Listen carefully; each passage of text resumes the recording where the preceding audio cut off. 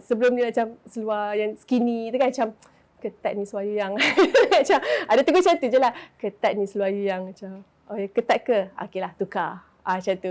Jadi kita memang belajar benda tu tapi kadang-kadang kita rasa macam tak apa kot. Tak apa kot. Nantilah macam tu kan.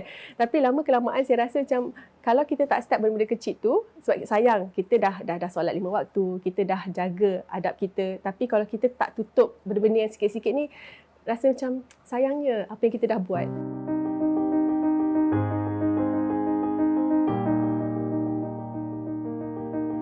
Assalamualaikum semua. Nama saya Asiatun Akmal binti Abdullah atau lebih dikenali sebagai Akmal Abdullah.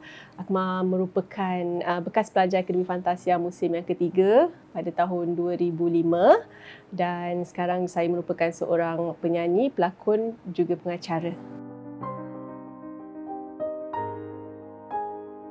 Sejak tahun 2011. Tahun 2011 adalah tahun yang saya mula berhijrah dan belajar sedikit-sedikit untuk orang kata cuba untuk menutup aurat dengan sempurna.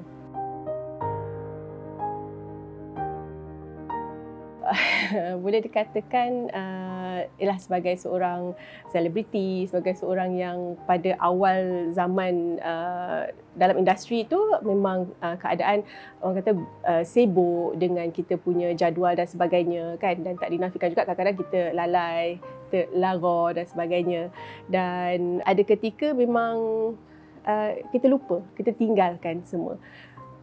Tapi nak dijadikan cerita, tahun 2011 tu adalah tahun yang the turning point tu because of ada satu peristiwa yang jadi yang menyebabkan saya rasa waktu tu Allah tutup aib kita. Peristiwa yang terjadi tu sebenarnya kalau ikutkan memang boleh jadi lagi besar bila kata yalah dari zaman tu pun dah ada virus, cumanya tidak serancak sekarang ini. Tapi alhamdulillah waktu tu saya masih lagi dijaga dan dipelihara oleh Allah Subhanahu Wa Taala. Jadi waktu itulah yang aku macam tersedar, aku cakap macam ya Allah jauh sangat dah ni aku pergi, macam-macam dah aku buat. Sampai waktu tu saya belum kahwin lagi 2011. Jadi abah, mak dah nasihatkan, dah berbuih-buih dah nasihatkan sebelum tu kan. Tapi itulah dia punya turning point-nya sampai abang kata okey, nanti malam bangun solat sunat taubat dengan abah. Bangunlah, kita bangun pagi tu kan. Abah imamkan, abah baca doa dan sebagainya. Abah kata janganlah ulang lagi perkara-perkara yang tak betul ni. Jadi itulah waktu yang saya betul-betul fikir macam cukuplah kot kan, apa yang kita dah buat selama hari ni, apa yang kita dah lalui selama hari ni, Allah dah tutup dah aib kita. Kenapa kita nak buka aib kita sendiri? So tahun 2011 itulah Akmal ambil keputusan untuk Akmal mula bertudung.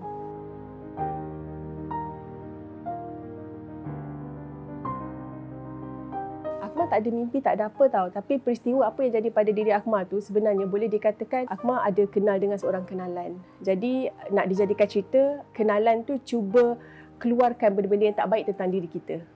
Macam tu. Dia bagi tahu, dia kata I akan bagi tahu dengan wartawan kan kita nak kahwin dan sebagainya. Jadi benda-benda macam tu. Jadi pada saya waktu tu saya kan dia tipu. Rupanya memang betul. Memang betul dia hantar dekat beberapa blog dan sebagainya. Tapi alhamdulillah benda tu tak sampai ke pengetahuan wartawan. Tak ada wartawan pun yang call saya. Yang tu yang saya rasa macam adakah itu Allah nak tunjuk, yang Allah kata Allah nak tutup, Allah tak nak bagi orang nampak. Cukup setakat tu. Maksudnya benda tu tak jadi viral yang besar untuk saya. Maksudnya Allah jaga saya, jaga pelihara family saya, mak ayah saya. Tu aku macam cakap macam memang rasa macam dunia tu gelap waktu tu. Waktu tu memang rasa dunia tu gelap sangat-sangat, dan sebab itulah aku macam cakap cukup kot. Bukanlah cukup, maksudnya ini Allah dah tunjuk dah ni, nak apa lagi? Apa lagi yang kita perlukan untuk kita berubah? Apa yang perlu lagi kita, Allah nak tunjuk apa lagi yang menyebabkan kita rasa macam okeylah kot, cukuplah macam tu. Abang kata cukuplah macam tu kan, sebab selama hari ni dosa mak ayah yang tanggung kan. Jadi cukuplah. Waktu tu saya umur pun dah 20 lebih dah 30 lah juga tu kan. So itu yang menyebabkan Akmal bertudung.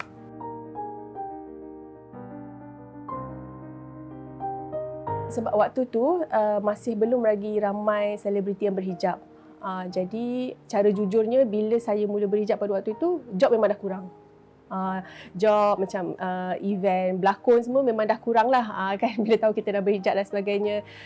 So itu adalah antara cabaran untuk saya sebab itu adalah pencarian saya, mata pencarian saya. Itu adalah orang kata wang untuk makan saya, minum saya, bulanan-bulanan komitmen dan sebagainya. Jadi bila itu adalah cabaran utama, saya rasa macam sedih lah, of course, sebab Alhamdulillah saya ada adik-beradik, saya ada mak ayah yang sentiasa bersama, yang mana kalau saya tak mampu, kakak-kakak ni ada membantu. Tapi terfikir untuk tidak bertudung tu, Alhamdulillah tak ada. Tak ada sebab saya dah rasa waktu tu selesa, walaupun kita tak tutup dengan sempurna, tapi Akmal dah rasa, Alhamdulillah rasa lega, rasa lain, rasa macam dia punya shock tu lain macam. Macam tu.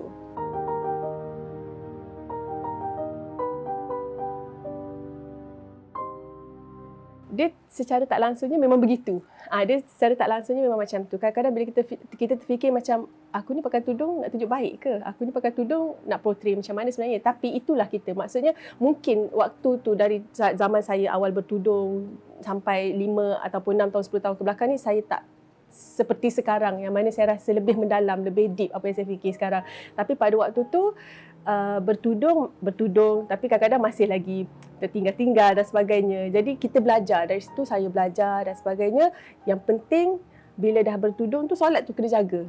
Sebab bila kita dah bertudung, yang penting adalah solat tu, sebab solat tu lah adalah tiang agama kita. Itu yang akan membentuk kita. Jadi kalau kata kita dapat pelihara solat kita tu 5 waktu sehari tu, yang wajib tu, insya-Allah kita akan secara automatik. Sebab kadang-kadang ada juga macam yang cakap macam kita bertudung ni ikhlas ke tidak. Saya cakapkan mungkin pada awalnya saya rasa macam saya tak ikhlas bertudung. Tetapi lama kelamaan bila kita buat tu memang mencari redha Allah, kita nak benda tu sebab kita nak pahala Allah, kita nak benda tu sebab kita nak ke syurga Allah, automatik kita jadi ikhlas. Automatik kita tak rasa susah. Automatik kita tak rasa macam payah. Itu apa yang aku rasa.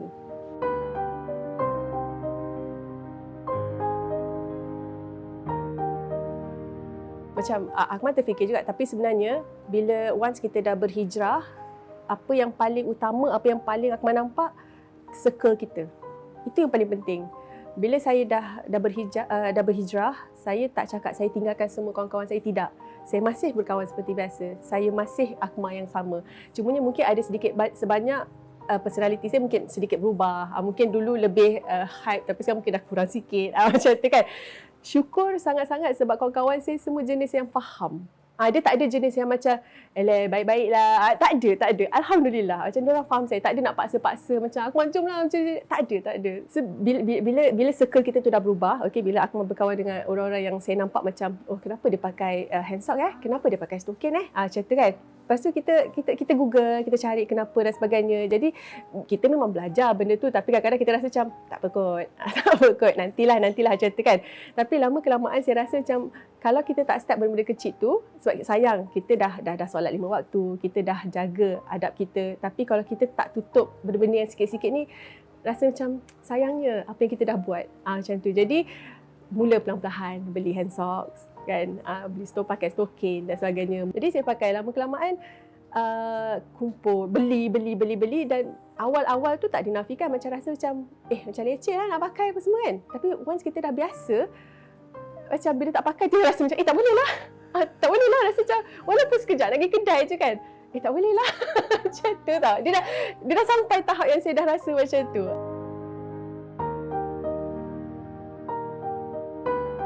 Firstly, bila masa awal-awal tu tak dinafikan lah, dia bukan orang yang jauh. Kadang-kadang ada juga orang-orang yang di sekeliling saya sendiri pun kadang-kadang, yelah bila kita bertudung, bila bercuti dan sebagainya, mungkin kita tak tutup dengan sempurna. Setakat tutup pakai scarf, pakai topi dan sebagainya kan. Tapi pada saya itu adalah ujian buat mereka. Alhamdulillah, saya sentiasa kata mak ayah ingatkan, suami saya ingatkan, kalau macam saya pakai macam sebelum ni macam seluar yang skinny tu kan, macam ketat ni seluar you yang macam ada tegur macam tu je lah, ketat ni seluar you yang macam ketat ke? Okeylah tukar. Macam tu. Jadi suami yang menegur. Suami yang menegur. Jadi bila suami menegur, lama kelamaan saya rasa macam aku kena tukar kot semua-semua ni. Tapi saya tak rasa macam bila bertudung ke apa, alhamdulillah tak pernah terdetik pula dalam hati bila keluar bercuti dan sebagainya nak bertukar image ke tidak. Saya selagi boleh tutup macam biasa, tutup macam biasa. Wardrobe semua change. Baju-baju semua, seluar semua tukar. Mana-mana seluar jeans ke apa kan. Boleh dikatakan kat rumah tu dia tinggal selai 2 je kot. Yang lain semua saya dah tukar. Memang bila Akmal nak istiqomah betul-betul nak pakai yang longgar-longgar dan sebagainya, memang semua Akmal tukar. Bila Akmal dah tudung, lepas tu Akmal dah mula pakai hand socks, Akmal dah mula pakai stokin. Time tu memang Akmal dah change semua seluar jeans apa semua saya sedekahkan bagi siapa-siapa yang nak kan.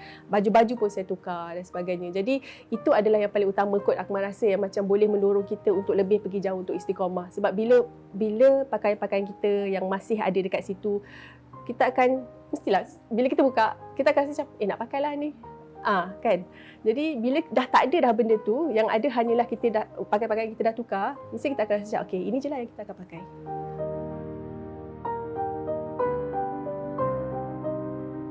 Cakap macam tu saya rasa macam mesti semua orang akan cakap macam ya Allah nak kejar syurga Allah. Tapi siapalah kita kan nak cakap macam tu kan. Apa yang aku boleh kata kalau boleh macam ni kita nak buat baik je macam tu. Sebab bila kita tengok macam sekarang ni ramai orang yang meninggal macam dekat-dekat kita kan. Yang muda, terus aku macam takutlah. Kita tak tahu hari kita bila kan. Bila masa je. So aku rasa macam takut ni kalau katalah Allah cabut nyawa kita, apa yang kita ada? Kan? Apa amal yang saya ada dah lah. Ya Allah sikit sangat amal kita kan.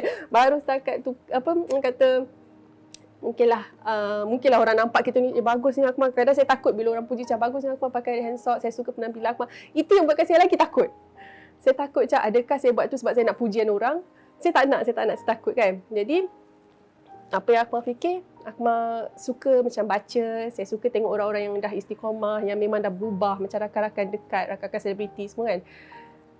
Saya jadikan diorang sebagai idola. Maksudnya apa yang menyebabkan diorang berubah? Macam mana kita nak ikhlaskan diri kita untuk berubah. Bukan sebab kita berubah tu kita nakkan pujian orang. Bukan kita berubah tu sebab kita nakkan likes yang banyak ataupun komen-komen banyak. Tidak. Tapi tujuan utama Akmal bila Akmal buat benda tu, Akmal nak mengajak orang sama untuk ke arah kebaikan. Macam tu. Hopefully adalah sikit Akmal dapat mungkin detikkan hati orang ke, mungkin tergerakkan hati orang ke kan. Itu pun Akmal dah syukur dah macam tu. Itu je niat utama Akmal. Macam Akmal takut juga sebenarnya bila tengok-tengok dekat Akmal post ke apa, macam ada yang cakap macam sukalah tengok Akmal punya istiqamah perubahan sekarang. Alhamdulillah. Tapi tujuan Akmal satu je. Maksudnya bila Akmal share, Akmal nakkan ada kebaikan untuk orang lain juga, memanfaatkan orang lain juga.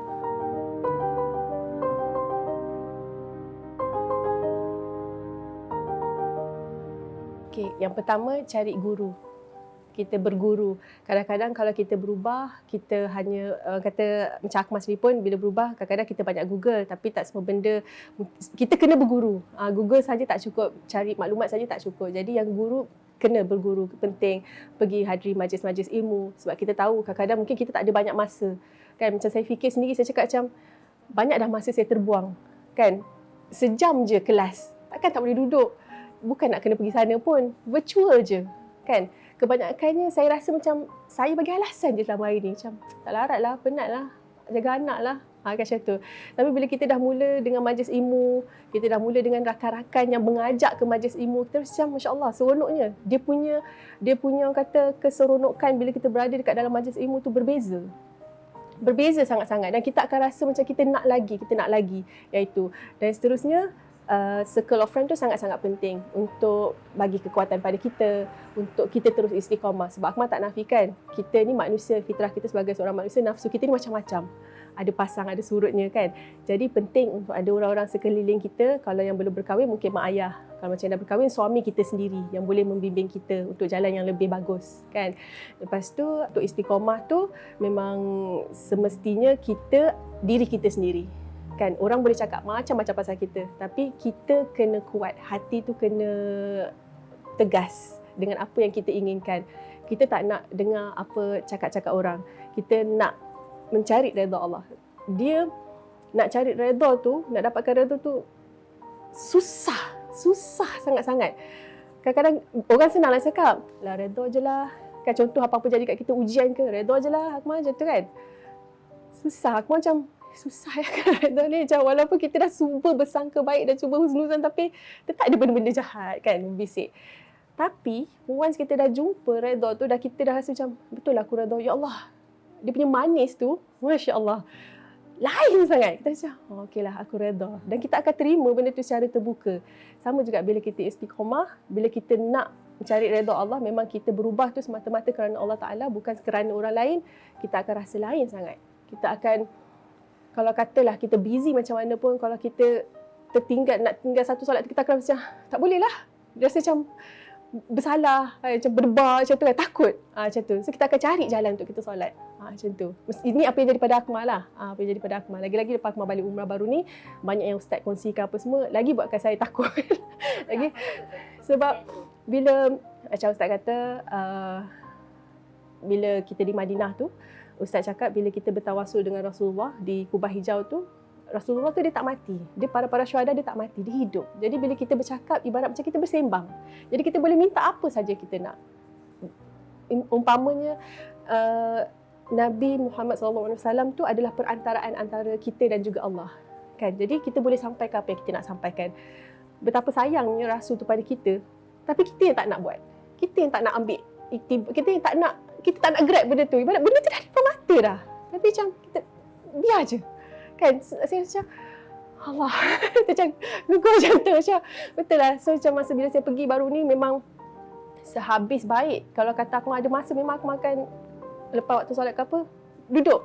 Boleh katakan kita lepak kat situ. Kita duduk, selawat, bercakap, tawasul dengan Rasulullah. So saya rasa macam, lain lah kali ni. Kan? Jadi bila kita balik tu, benda tu Alhamdulillah lah, maksudnya teringat lagi apa yang Ustaz cerita, kan? Teringat lagi apa-apa semua pengorbanan Rasulullah pada waktu dulu untuk berdakwah. Kita zaman sekarang ni dah senang dah. Kan di ujung jari je kita boleh berdakwah. Kenapa kita tak nak buat? Macam itulah. Jadi selagi boleh, macam itu adalah, saya rasa itu adalah tugas saya. Saya tak adalah popular mana, ada sikit je follower, tapi saya rasa bertanggungjawab untuk mengajak follower Akmal untuk sama-sama, orang kata mini dakwah saya lah kan, untuk mengajak semua orang-orang yang orang kata follower saya tu untuk mungkin berubah ke arah kebaikan, insya-Allah. Allah tu sebaik-baik pelindung.